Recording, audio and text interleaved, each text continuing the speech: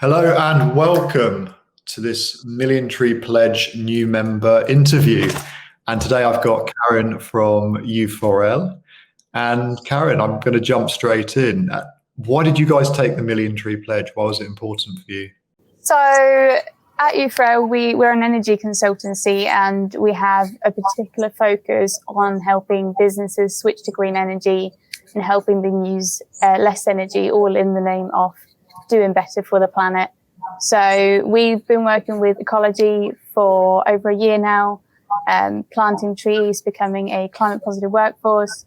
So when I entered the business, we actually started looking at, is there even more that we can do with this? This is such a fantastic idea as a means to doing better for the planet. Is there anything more we can do? So we had already started talking internally about planting more trees and how we can do that and how we can involve our customers in it.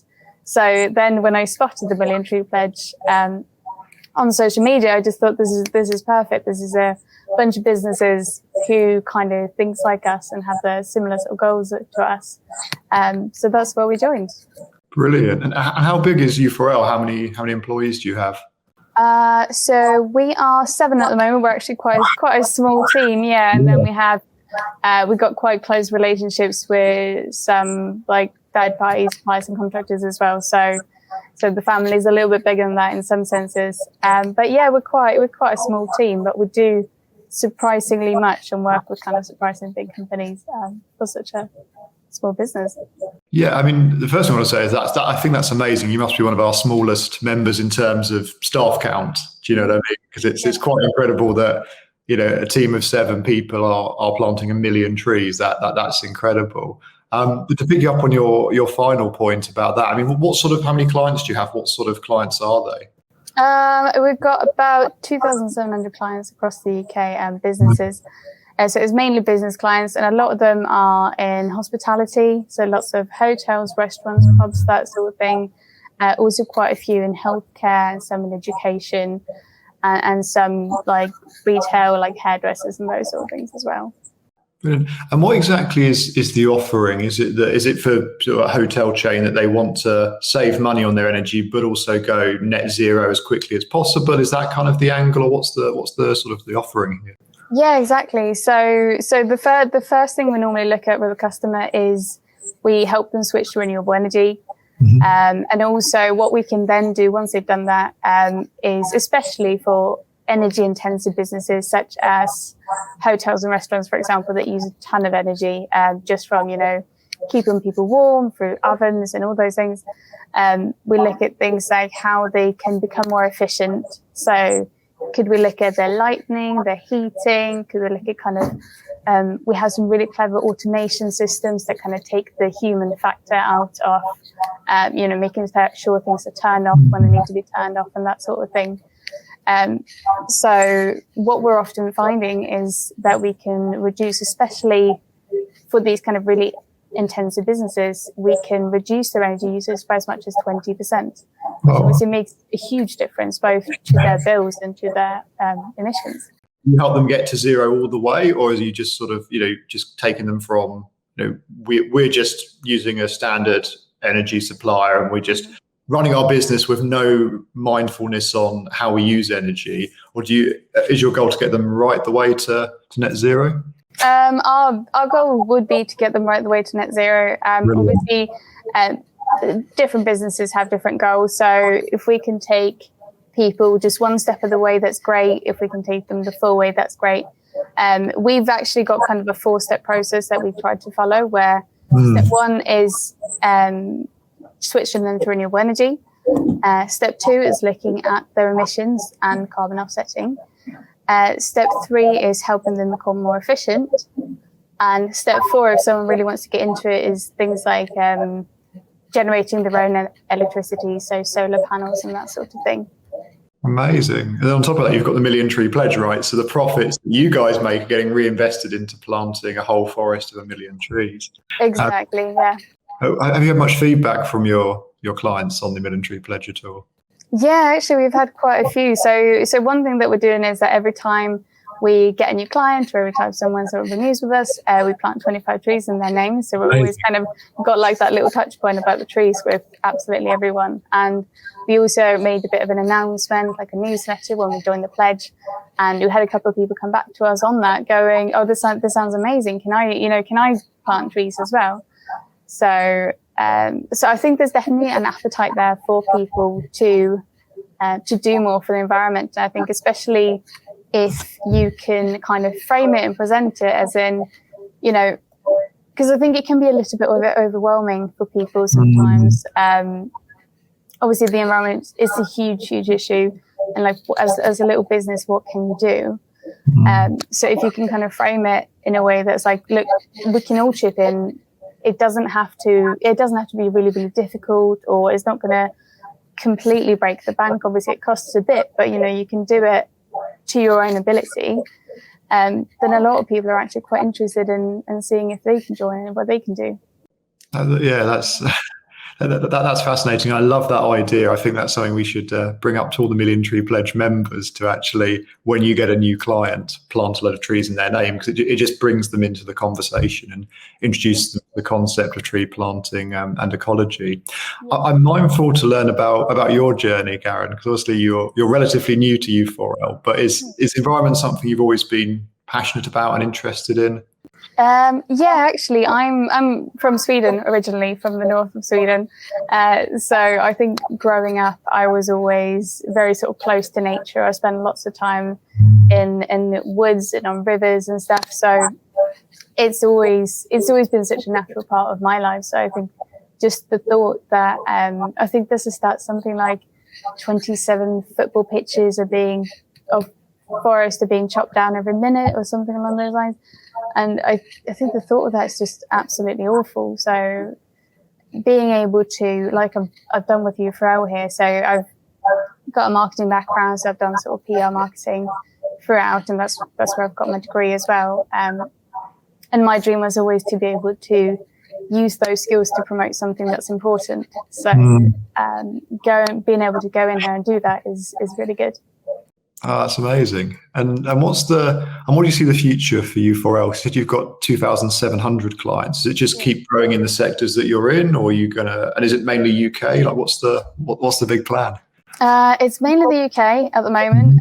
So we're looking to grow a lot, and especially, I think especially on the sort of more consultancy side. So less focus on just switching people's energy, and more focus on actually talking to people about how to become smarter about their energy and how to become, more compliant and more environmental, more sustainable.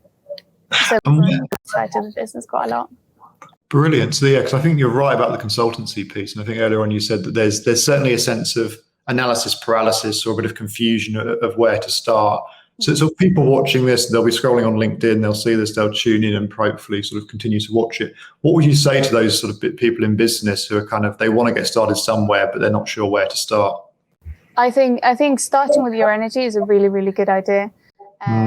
Energy globally accounts for 2/3 of the world's emissions of greenhouse gas emissions.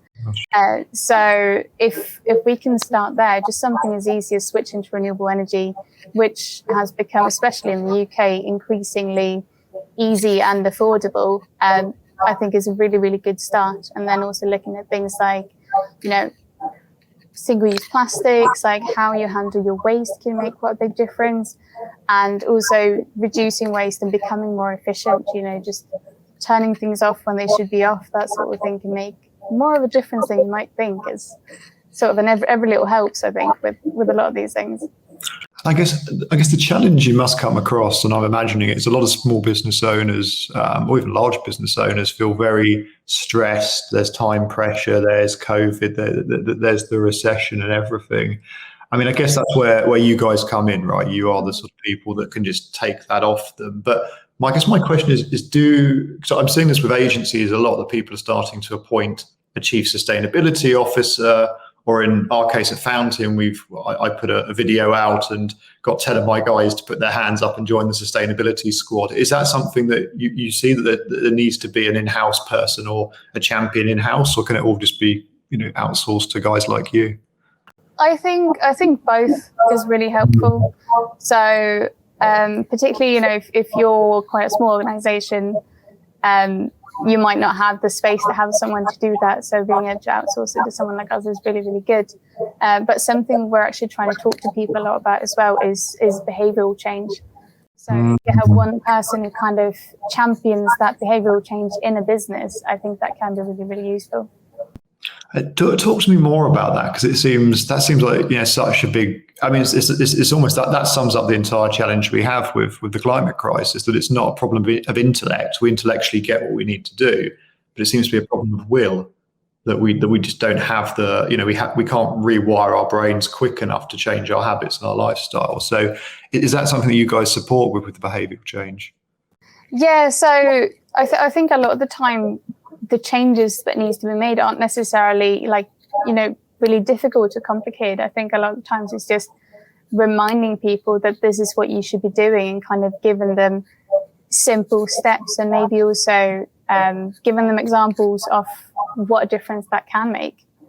Because sorry. No, I was just going to say, just making it as easy and as clear to people as possible, rather than going, you have to do everything all the time. Just give them the easiest, most impactful steps, and that will make a difference. Yeah, because that goes back to the point we were saying about the analysis paralysis, right? Of just there's a million things to do. So remind me of your 4 steps again. So step 1 was is to change energy. That's the big thing. Yeah. And then you get to measurement. Is that the second one? Yeah, so we can help them analyze, so actually audit a business to see what sort of emissions they're emitting through their energy, and how they can offset it. So we've got the changing in energy, then offsetting, like analyzing and offsetting your emissions, reducing your energy usage through better efficiency and automation and behavioral change. And 4th is to generate your own electricity through solar panels.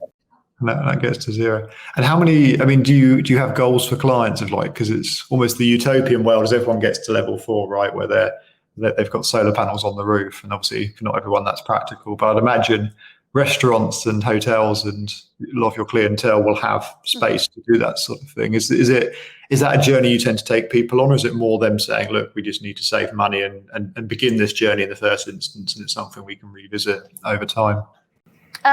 Usually I think it's something, actually it depends on the client a lot, what the client wants to do. So most people who engage with us will want to do something to some extent, at the very least switch to their energy. And then I think you can kind of gauge it with clients and also see where the opportunities are. If you know that someone has a setup that would be really good for example, solar panels, then it's very easy for us to go in and say, look, this is what you can do. This is the benefit it's going to have for you. So it's very much a case-by-case basis, I think. Brilliant. And what's the culture like in your office? Because obviously, so I work in a digital marketing agency, and whilst we're trying to bring sustainability in, a lot of our time, our heads are in digital marketing. But for you guys, it must help with climate anxiety that all you do every day is fight the fight against climate change. It must feel quite good, and it must give you hope, I imagine. Yes, absolutely. It's nice to have that level of purpose. So it's it means it's quite a nice, quite an upbeat office and quite a good environment to be in, and everyone's kind of very much on the same page about it as well, which is lovely. And do you personally feel, because when Beck and I did this similar interview a few weeks back, we were both sort of mixed feeling about the odds of us being able to turn it around. I mean, what's your instinct on our ability to actually reduce carbon emissions and draw down in time to stop some of the worst impacts of climate change? Oh, God, I'm not sure, to be honest. I wish I could be really, really optimistic. I'm not sure. There's a lot to speaking for it. For example, things like the Millionaire Pledge, and looking at the UK, for example, is doing really, really well in terms of switching to renewable energy, for example. I think over 40% of the generated energy in the UK now is renewable, which is amazing. So we are making some really, really good steps, but then also there are some very large obstacles, obviously. But I think the most important thing that we do is that we don't we don't give up and we don't think it's hopeless, but that everyone kind of chips in and does the very, very best they can to try to help stop the climate emergency. I read a stat quite recently that I thought was very relevant to this, actually, and it said if 10 years ago we had acted on data that we had, we would have had to reduce emissions by, I think it was 3.3% per year. Right. Which wouldn't have been too bad. No. But because we didn't, now we have to reduce it by 7.6% per year. And obviously, the longer that we take, that's just increase exponentially. Yeah, absolutely. It's funny because in Bill Gates's book that he released this year, he points out that actually, if you think of all the disruption we had around the world with COVID, emissions only fell by 5% in 2020. So, and that was with lots of us just staying at home and doing absolutely nothing. So he kind of says that exact thing, the enormity of hitting 7%. I think it's good to have that as an example to put it in context, because 7%, you start going, well, I think we can do that. Why not? Doesn't sound like a huge amount. But actually, if you think how much less I've driven, how fewer flights people have taken. Yeah. And I guess the thing that's challenging is people are chomping at the bit to return to sort of the pre-COVID era. So that's the challenge. But the hope is that this time, this sort of the great reset that some people are calling it, allows us to kind of get some perspective, and things like planting trees will help draw down in the meantime. But it's tricky. The other stat that I read a few months ago, which was fascinating, was that NASA think there's about a 25-year lag time between putting CO2 up in the atmosphere and the impact. So the sort of the warming and the changes that we're seeing today are from emissions that were put up, up until the mid-90s. But you combine that with another stat that since the mid-90s, we've emitted more greenhouse gases than the rest of humanity combined. The main bit is still yet to be seen, and I think that's, for me, it really rings the alarm bell of that's why we need drawdown. That's why the planting of billions and billions of trees, and of course direct air capture. I mean, I think our Sam from PropellerNet shared a great video on the Millionaire Pledge LinkedIn page at a TED Talk, which has been a Swiss study that shows that we can plant an extra 1.2 trillion trees in places for reforestation, which is good for biodiversity and everything. But that will only draw down optimistically about 18-20% of the carbon that's in the atmosphere. Yeah. We need to obviously draw down the other 80%. We need to get the parts per million back to where they were before. It's quite a simple waste management issue. Ultimately, we've put it all up there. We need to draw it back down. So some form of direct carbon capture from the air needs to be invested in. At the minute, the technology is still not ready. So in the meantime, let's reforest what we've done. But it just, it just, these sort of big things do highlight, and it's kind of, like you say, had we done this 10 years ago or 20 years ago, it would have been a much less painful transition. And I guess the question is the transition going to be too painful for our Homo sapien, short-term, primitive brains to really grasp, or will we, elect the sort of people that, don't mind chopping down trees and put economic growth, and this is the problem. But I think there's some optimism to get from the younger generation as well. I think the sort of vibe. I mean, we've been doing quite a bit of work with schools recently as well, looking at getting them onto renewables and all, getting them on that journey. And I understand that the young people of today, the people who are at school today, are much more concerned about the environment and feel quite responsible for doing better for the environment. I guess it's the Greta Thunberg effect in a sense. So in that sense, I think it's optimistic as well. Hopefully we're raising a lot of really good leaders who are going to do better for the environment, who are going to invent better technologies for capturing carbon. So I think there might be some really good things coming from that as well.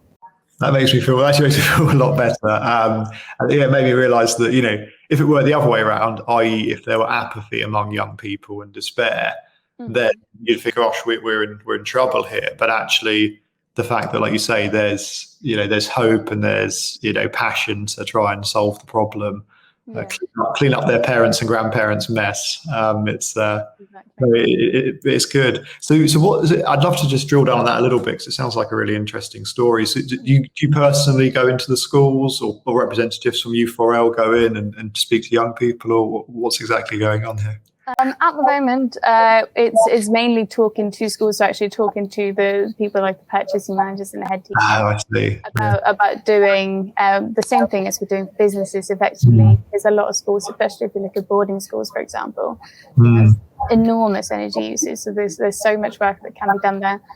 But we have some ideas as well about potentially actually speaking directly to students as well. And I think with some of the projects that we got going, some of that is probably going to happen as well, but I can't say too much about that just yet. Okay. Yeah. Cool.